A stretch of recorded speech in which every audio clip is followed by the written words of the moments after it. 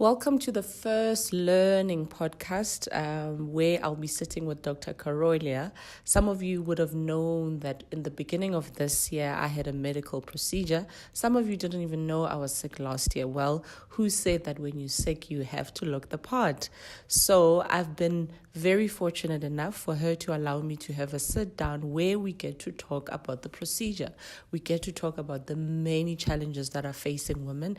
Infertility is one of them, but mostly, how does it impact families? How does it impact you as a spouse, as a man, as a male in a relationship, and you see your loved one who's a woman going through such a severe thing? We talk about that. We talk seizure. We talk about the many things. So look out, and as we're starting, it's our first one, and she gets to introduce herself and enjoy. Okay. So your name, what you do. Okay, I'm Dr. Carolia. Dr. Who? Dr. Samira Carolia. Yes. I'm a gynecologist Yes. and obstetrician. Yes. So the obstetrics part is where we take care of ladies when they're pregnant and help grow their babies until delivery and deliver them. And the gynecology part that takes care of all the other lady complaints from puberty all the way up to menopause. So you don't do males? Not at all. Males is a Urologist. urologist. Yes. So they have their own specialist. They have their own specialist. So tell me your background. So you studied, as you said, gynecologist for varsity. Yeah, so I started off with a medical degree just to become a medical doctor. That I studied in Pretoria for 6 years. Yeah. And then I do an internship in community service for the government. Yes. So at a government hospital. That took me another 2 years to complete. I went into general practice for a few years and then I went to specialize. So I worked for a further 5 years for the government while specializing to become a gynecologist. So now let's talk about this laparoscopic and what's it? Hysterectomy. Hysterectomy. Right. So I look at, as you know, you are my doctor in terms of treating that. And the first time I discovered it was through normal bleeding. Yes. So where I was just bleeding excessively. And for me, I thought, it's just a minor cells or just a minor periods. But when I came to you, I remember I had the Mirena, and then we discovered that I've got fibroids. Fibroids, yes. Do you want to just maybe take us through the lapro? Okay, so let's talk about the fibroids. Yes. So fibroids are generally benign growths, right, in the muscle of the womb. Okay, and the two main issues with patients who have fibroids is that they bleed excessively, right, and they can bleed very heavy with clots. And the second issue is that they may struggle to actually conceive. So those are the big problems with fibroids. They are generally harmless, usually painless, to be honest, right? It's just the bleeding, which then puts you into a state of iron deficiency over time. You become very weak. You can even bleed to an extent that you will need a blood transfusion or else your heart will no longer cope with the blood loss. And on the other hand, it's then the fertility. So when the fibroids happen to you when you're very young, the problem is that you may struggle to conceive. And there are various reasons for why fibroids may make it difficult for you to actually conceive. In what way? Okay, so the fibroids are like growths sitting in the muscle of the womb. They can mechanically obstruct the pathway between the sperm and the egg actually meeting. Or if you do conceive, because that area where the growth is doesn't have the same blood supply as the rest of the womb, that may then cause you to miscarry very easily. You can even, if you're very fortunate enough to fall pregnant with fibroids in the uterus, you may then have a risk of getting preterm labor. Okay, and sometimes also it may trigger some unexpected and very important complications like an abruptio in pregnancy, which is a serious complication of a pregnancy. So fibroids are quite a challenge when someone is trying to have their babies. Can you carry full term while you're having those fibroids? Yes, you actually can. Okay. You can. But the challenge of carrying is difficult. It's very difficult. You have a very high risk of miscarrying too early or having a very premature baby as well. And it's difficult for us to tell already when you are pregnant what the success of getting all the way to term would be with the fibroids. Also, the fibroids may undergo some complications in a pregnancy where they actually start to degenerate and cause excessive pain for the patient. They may also obstruct the birth canal for the actual labor process, and you might not be able to deliver then normally, but then have to opt for a surgical delivery with a cesarean section. So how do you, now you mentioned that it can happen while you're young, elderly, and the last time I think we spoke to say you see more on your black race and yes. colors as well. It is more ethnically like in terms of ethnically dependent, in terms of where it occurs, there will be a genetic link as well, but we don't know for certain. We don't know why you're going to get a fibroid, when it's going to happen, and what the nature of that is going to be in terms of it's generally a very slow growing fibroid, but you could have multiple fibroids, and that obviously then causes a problem in terms of multiple growths in the uterus growing at a slow pace, but all growing at the same time, and that becomes an issue as well. Obviously, there's a very, very, very small chance that the fibroid can actually be a cancerous lesion, and in that case, it will grow far more rapidly than the general nature of fibroids. So there is always something to keep an eye out for. So the treatment is what? It's only through that laparoscopic? There's actually a number of treatments, right? Okay. So we always have to take into account whether fertility is an issue for a patient, right? So once you've completed your family, then we've got to opt for more surgical corrective measures that would include taking all of it out. You understand? So say, for example, you are still wanting your family. So if blood loss is just a problem and you're quite young, and there will be then medical measures that we could use in order to control the blood loss, right? Otherwise, if you're looking to have the baby, we do something called a myomectomy, where we attempt to just remove the fibroid to improve the chances of fertility and avoid some of the complications we discussed earlier. Otherwise, if you've completed your family, you have a number of fibroids, you're bleeding significantly to the point that we even have to do a blood transfusion, then the option would be to rather do a hysterectomy to stop losing all of the blood. Okay. All right.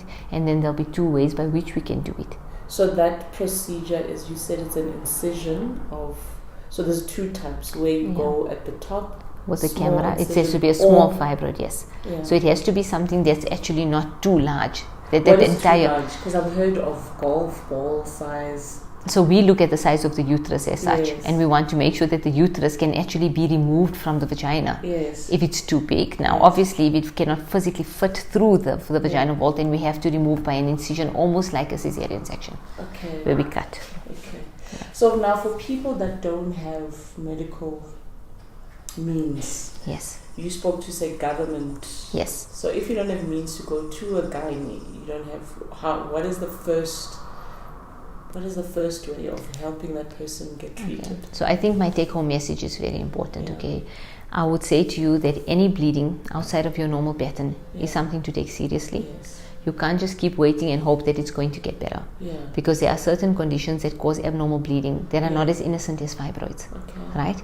And we see things like cervical cancer, which is a major problem in our country in women at a very young age. So the first step, if you've got abnormal bleeding, is you go to your local clinic and you start off having a pap smear, right?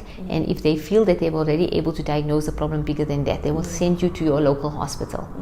There's gynecology services throughout this entire country, right? And if they think they require even more specialized services, they will refer you then to a bigger hospital. And there is a referral basis for you to get to like the absolute best treatment if you require it, okay? And so I think the most important thing is don't ignore it. If something is wrong, you have to get yourself checked out, okay? And the government hospitals are fully equipped to do all sorts of procedures as well. And they will see it through to the end. They really will. And then someone, let's say, while I was away, someone asked me a question, was after we met the first time. So if they've got a terminal illness, like for example, the HIV or the cancerous, and now they start having this issue, chances of them recovering from the surgery, because I know the surgery, you do open, you get that scar. Will they heal quick? Someone with diabetes, example. Can they go through that procedure? So I always want to say, for starters, that HIV is not a terminal illness, and I want everybody out there to please, HIV is completely manageable. If anyone has that condition, you go and get help. And there's a lot we can do to optimize your health, to optimize your wound healing capacity, and to make sure that you are strong enough to be fit for the surgery before anybody just takes you and does major surgery. Diabetes is a very fair one because that does cause impaired wound healing to an extent. So of course, we take special precaution when we do the surgery. We make certain that, the patients are controlled from the diabetic perspective as well. And, we will watch their wounds. The first sign that wound is becoming infected or the wound is not healing well, they must come in for care, so we can actually help them with the process. But you can definitely heal. You can heal, okay? Anything that we do in medicine, the benefit must outweigh any risk. So you must be a good candidate for it. And we must know that putting you through major surgery is going to help you. Right? Because it is, after all, a benign condition. It's not going to be life-threatening for you per se. It's not cancer, for example.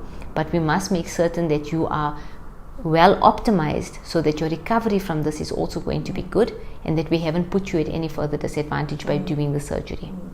And then, can one prevent through eating healthy, or is fibroids? Yes. No, unfortunately, I cannot say that there's some lifestyle measures that you can institute to prevent the occurrence of fibroids. Yes, it's something that's going to develop because you have a potential for it to develop. And the important thing is obviously then to discuss your options given your specific circumstances, and then choose what would be most appropriate for you. And there are a number of things we can definitely do to help people with fibroids. And the emotional toll, because I look at women who are married, you can't have sex obviously if you're going to keep bleeding and bleeding. For men out there who are seeing their wives going through, what is the best advice you could give as a doctor? So here's your wife, all of a sudden she's starting to bleed, she kind of intercourse with you. So what is a supportive husband to do in that case? So I think the most important thing is, first of all, to understand that there may really be a problem, and to support your wife then in getting the help that she needs. So most important, I think, just understand that there is something going wrong right now, and you need to get her to help, so you need to uncover what it is exactly that's causing the problem, so that you can deal with it from there. Okay. And then, have you ever had a patient that had fibroids, left, came back, they were not there? Can they disappear? Can they miraculously disappear? We all believe in miracles, but to be honest, they might shrink after the menopause because your hormones are no longer there, that's causing them to grow. They may shrink a bit and become less active and no longer bleed. That's an option. I don't think they're going to go away altogether. It's not going to happen, no. Unless you've done some sort of intervention. So we've got a new modality that they've been using at the Chris Hani Baragwanath Hospital, and it's called a high intensity focused ultrasound. And this is a modality that they're using for people who still want to try and preserve the uterus because they would like to have children. So this particular this treatment, it aims to actually use ultrasound waves. So they start off by having an MRI, so they map out exactly where the fibroids are, and then they use ultrasound waves focused on the fibroids to see if that treatment can actually shrink, and then give the patient an opportunity to then conceive or to have less bleeding. But it's usually for patients who really want to have children. So it's still something that we are waiting for more evidence on. We want to be able to evaluate exactly what the outcomes are going to be from this, because it is quite new. So it's not something that we have a lot of information on, so we are able to say to patients that these are the chances of falling pregnant after. It's still in a phase where we are using it, and we want to actually decide for ourselves exactly how beneficial this is going to be to our patients. So remember, you said you take out the uterus, but you leave the ovaries. So it doesn't mean you can't have children after you've had that procedure. So in my case, if I wanted to have children now, I could, but I have to get a... You need a surrogate to carry the baby for you. You're still ovulating. That means you're going to make your own eggs every single month. But in addition to eggs, the importance of the ovaries are there for the other hormones, your estrogen, progesterone, and even a little bit of but androgens. I will never bleed again. You will not bleed because you do not have the uterus now. So it's going to shed its lining. That causes you to have your period. Yes. So it's a combination of the ovarian function. In my case, ever since I've had the procedure in January, I haven't had bleeding at all. I was worried about the hormones And I think I'm stable enough. No, you're going to go crazy. No, you're going to be fine because your hormones are not affected. Yeah. We've actually left the ovaries in. That means that the ovarian function is preserved. Yeah. Right? And you're still going to make all of your hormones. All you've actually removed is the uterus, which actually has the lining that sheds and makes the period. So there's now no longer a communication between the ovarian function and the lining of the uterus, which you would shed every month. So you physically do not have a lining to bleed. So remember in biology, I learned that you produce eggs, and then if you don't get them fertilized, they go. Explain to me that, because I still need to understand that they come out in a form of bleeding. So in this case, it's not the egg that bleeds. It's actually the lining of the uterus that then sheds because it's not having to support a pregnancy. So you will still have the ovarian function, but the egg is not what bleeds out. The egg is a tiny little cell. It's like a pinpoint cell. So I still make eggs. Still make eggs. So we can retrieve those eggs for you and then have a surrogate carry a baby for you, because they're still biologically your eggs and your child. Eggs on top of eggs. Just like normal. Your cycle will continue until you go into the menopause. You will still go through menopause. You just don't have the bleeding to signal when this menopause is happening. Sure. So your ovarian function declining over a number of years is the period that leads up to the menopause, when the ovarian function finally will cease.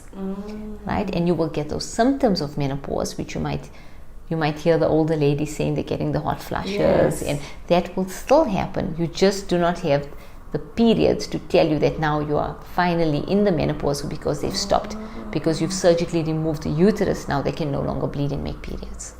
So I still make my eggs. You still have your hormones. It's very, very important. Those hormones are important for your bone health, for your cognitive function. They're very important to protect your heart as well. They keep you feeling female in a lot of the important parts at the bottom. I won't bleed. No, you do not have the uterus, because the uterus is what carries the baby for us. That's one of its important functions. And are there side effects to not having your period? No. Clots, blood clots? No, you bleed from nowhere. Yeah. No, there's no problem at all, because it's a good problem to have. Yeah. It's a good side effect to have, that you're not going to have the period anymore, but the ovaries are still doing their job as they would. It's basically a team effort between the ovaries and the uterus to make that period every month. You just mechanically removed the uterus so that you don't have to bleed anymore. Okay. So what can you tell us lastly? Anything you want out there for people to get educated on this procedure? To be honest, the most important thing I would say is go and seek help. If something doesn't feel right, you must not sit back and wait for something to worsen to a point. And it doesn't make you less of a woman. Not at all. No, absolutely not. And it's not about whether you're working hard, stress levels, or you're not. It will just happen. Really, it will happen. It's something that we cannot blame anybody for having. Yeah. We cannot identify a definite reason for why you're going to have the fibroids. And having the uterus removed is not the only thing that is basically a symbol of your femininity, right?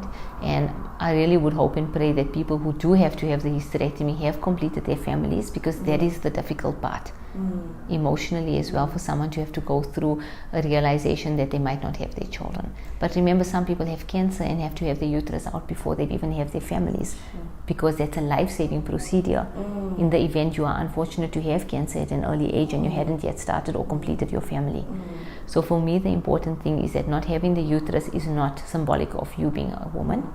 The last time you mentioned around, you also treat males that got born with some type of disability when it comes to, with a female. Okay, so in order just to clarify that, I would think that some people are born with something where their chromosomes might mismatch their internal organs. So there is a type of condition that we also study. And yes, we would definitely help people with that. So you might have the female organs and actually have a chromosome mismatch to that, or you might actually be lacking some of the female organs that you should have because of some sort of chromosome problem. But they wouldn't have that process of fibroids if it's a male.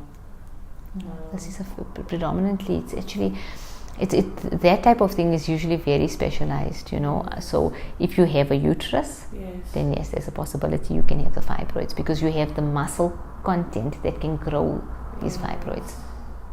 So I guess if you have a uterus, anybody can get the fibroids. Whether you're a male or if you were born. It's a very difficult one. I must give this a lot of thought, to be honest, because chromosomally, we be talking chromosomes now, and which is your female and male. Okay, so that's really a very, very complex issue, but no male out there that's got a normal XY chromosome content and normal male internal organs are going to ever have this problem, because they do not have the uterus that can actually make fibroids. Yes. Thank you so much. It's absolutely fine. Thank you so much, Dr. Carola. And I think, so you gave birth to babies. You just gave birth to... Yes, I helped someone give birth to a baby. A boy or girl? We had a little boy, and he was actually born on his dad's birthday, which is today. So that's very special. Yeah. And his name is Junior, and he's doing very well. And your first baby, when did you deliver? Your first one? Because you never... It was while I was a student. Yeah. So while I was training to become a doctor, that was in Pretoria at the California Hospital. That would be the first baby I've delivered. But I've delivered thousands since then, and I never tire of it. Okay. And I always look at it as a major privilege to be able to do that. Someone said, I like what this doctor is saying, and I wanted to be my doctor. Where do they find you for more of those patients? So they come to Benoni? They will have to find me, I work at the Glenwood, but this is really not for marketing, to be honest. I'm doing this because if I can help anybody out there not feel ashamed or shy or lost about a problem, all I want you to know is that you must really go and seek help. There's help available for you at many avenues. And I'm a mommy myself. So I think it's just important for all of us to, as women, empower women and be there for them. And what would you say to that one lady that has gone through this process and they haven't had time to start their family? They can't start, we know there's a lot of women who wish they could have a child, but they've gone through things like fibroids, having the uterus. How would you encourage them as a doctor? If there's one thing I can say to you, Google, in all my years that I've worked, I know that children come from God. I never say to anybody that you can never have children. So if you're in that position, please seek help first of all. There may be many factors that lead to you struggling to have that child. Try and get help. Explore every avenue you can. There really is means available to us. We've got an infertility center that's partially government subsidized in Pretoria as well. So the doctors who are gynecologists like me who specialize in infertility, they are super specialists who will help you. I think the most important thing is try and see if there's anything that's correctable to help you actually have that child. Because there's means and technology. There really is means. And I would never take anybody's hope away from them and say never. I say always walk the road, do whatever you can to know that you've explored everything. So if you come to a point where you think it's not for you because you're not succeeding, but at least you've tried everything. Okay. Thank you so much. You're very, very welcome, Google. Okay. Thanks, family and friends, for listening in for my sit down with Dr. Carolia. Definitely this has enlightened me and helped me with a lot of medical questions that I had. So if not for me, definitely for you. If not for you, definitely for someone else, especially for all our ladies, young or old, across cultural backgrounds and racial backgrounds. This impacts on all of us, but mostly even for you guys who are out there and you are witnessing whether your loved ones, your sisters, your mothers, your girlfriends, even your fiancé, even your wives going through the severe trauma and you didn't know what to do and how to help. Definitely there's always help out there. The first step is to seek help. For more information and more on these podcasts from different experts that we'll be talking to in the industry, don't forget to click subscribe on the YouTube or go to my website on www.guguletungota.com. For Dr. Carolia, she can be found at Glenwood Hospital. As noted, this was not for marketing purposes, but simply to educate and let's learn together. We look forward to hearing from you. For any questions, you are welcome to inbox me. You are welcome to go to my social pages, and I will definitely be able to pass on the questions to her. And look out for more workshops that will be going around, just teaching on some of these things. So I look forward, and thank you for tuning in. Thank you. Bye.